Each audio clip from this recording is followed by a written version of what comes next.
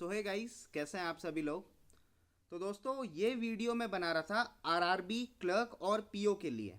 आप लोगों को पता है, आप लोगों ने फॉर्म भर लिया होगा आरआरबी पीओ का भी और आरआरबी क्लर्क का भी। और आपको लगभग एंटिसिपेटेड डेट आपको पता होंगी कि अगस्त में इनके एग्ज़ाम होने हैं।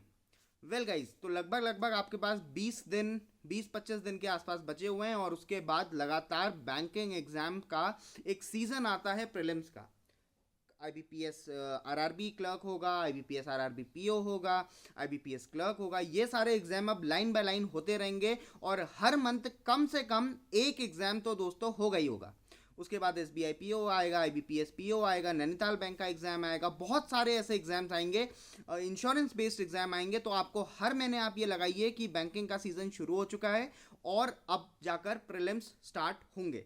वेल गाइज, तो इस टाइम पर आपने करना क्या है, देखिए। सबसे पहला आपका टारगेट होना चाहिए आरआरबी पीओ और आरआरबी क्लर्क का, क्योंकि वो सबसे पहले आने वाले एग्जाम्स हैं। वेल गाइज, अगर इनके बारे में अगर मैं बताऊं, आप लोगों को पता होगा 45 मिनट और 80 क्वेश्चंस। और अगर मैं कट ऑफ के बारे में बताऊं, बड़ी हार्श रियलिटी टाइप की है कि जो आरआरबी क्लर्क की कट ऑफ होगी वो 75 मार्क्स के ऊपर जाएगी और आरआरबी पीओ की जो कट ऑफ है वो यूजुअली 50 से 60 मार्क्स के आसपास रहेगी। हो सकता है 60 से ज़्यादा भी चले जाए, depending upon the exam level. ये चीज़ें मैं पुराने पिछले 2-3 सालों को देखते हुए बता रहा हूँ कि यूजुअली यही कट ऑफ रहती है। वेल गाइज, इस टाइम पर आपने करना क्या है, आरआरबी क्लर्क कहूँ या आरआरबी पीओ, दोनों में इंग्लिश नहीं आएगी प्रीलिम्स में, ये आपको आपको इस चीज़ का आइडिया होगा। उसमें 40 मार्क्स की रीजनिंग आएगी और 40 मार्क्स की दोस्तों आपका क्वांट्स आएगी। अगर मैं आरआरबी क्लर्क की बात करूं तो काफ़ी इजी लेवल का पेपर रहता है और जो क्वेश्चंस जो पजल्स रहती हैं, डीआईज रहती हैं, वो काफ़ी आसान तरीके की होती हैं। अर्थमेटिक भी जो आता है वो काफ़ी बेसिक लेवल का आता है। तो वेल दोस्तों, मेरा ये मानना है कि आप स्पीड के ऊपर ज़्यादा काम करें as in case of RRB clerk. RRB clerk में आपने लगभग हर क्वेश्चन बनाना होता है। बच्चे 80 में से 80 अटेम्प्ट करके आते हैं, 80 में से 75 प्लस अटेम्प्ट करके आते हैं। तो आपको ये मानकर चलना है कि आपको हर क्वेश्चन बहुत अच्छे से आना चाहिए, आप किसी भी क्वेश्चन में फंसे ना। रीजनिंग में आपको पजल फंसा सकती हैं, लेकिन आप अगर कंडीशन अच्छे से पढ़ोगे तो ऐसी कोई पजल नहीं आती कि आप बहुत प्रॉब्लम में फंस जाओगे। और डीआईज में भी सेम है एकदम। तो वेल गाइज, आरआरबी क्लर्क के लिए तो आपने लगभग हर चीज़ करके जानी है।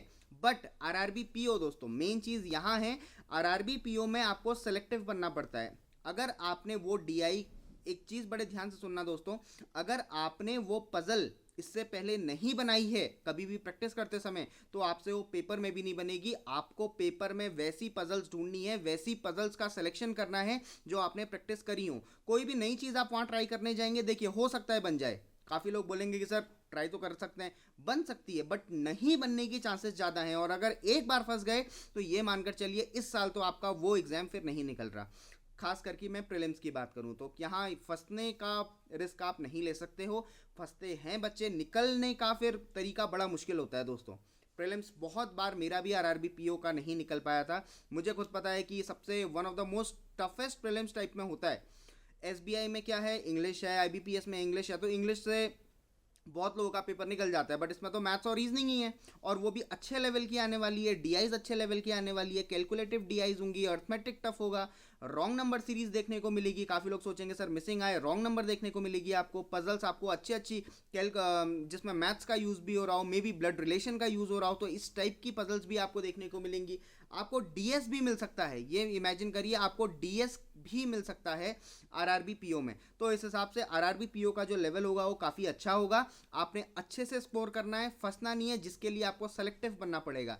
आप देखिए, आप मॉक्स देना शुरू करिए। मैंने आपको 2 सोर्स बता रखे हैं, टेक्स्ट बुक और ऑलिव बोर्ड। आप इनके मॉक्स दीजिए। आप पुराने क्वेश्चन अगर आपने देखने हैं तो यूट्यूब पे आर्ट ऑफ रीजनिंग करके एक चैनल है, लास्ट ईयर का क्वेश्चन पेपर देखिए। मैं भी अभी हाल ही में लास्ट ईयर का क्वेश्चन पेपर बस ऐसे ही चेक कर रहा था, तो मुझे एग्जैक्ट एग्जाम लेवल ही लगा वो। तो प्लीज़ आप आर्ट ऑफ रीजनिंग से देखिए, जो चैनल है उससे देखिए कि किस तरीके के क्वेश्चन आए थे। उसी तरीके से दोस्तों अपनी प्रिपरेशन रखिए और कॉन्फिडेंट फील भी करोगे अगर आपसे वो क्वेश्चन बनेगा। और हाँ, ऑब्वियसली नहीं अच्छा लगेगा अगर आपसे वो क्वेश्चन नहीं बन रहे होंगे, बट एट लास्ट आपको प्रैक्टिस करते हुए जानी है। अब लगातार मॉक दीजिए, एक दिन का एक मॉक दीजिए, एक दिन के 2 मॉक दीजिए, लेकिन एनालिसिस करना ज़रूरी है। लेकिन दोस्तों ऐसा मत करिए एक दिन के 5 मॉक लगा दे रहे हो और एनालिसिस नहीं कर रहे हो, उससे कुछ नहीं होने वाला। तो प्लीज़ मॉक दीजिए, एनालिसिस करिए, प्रीवियस ईयर क्वेश्चन पेपर देखिए यूट्यूब में। तो यही आप लोगों ने करना है अपने लास्ट के इस टाइम पे। I hope this video is helpful guys. Prepare well, see you in the next video.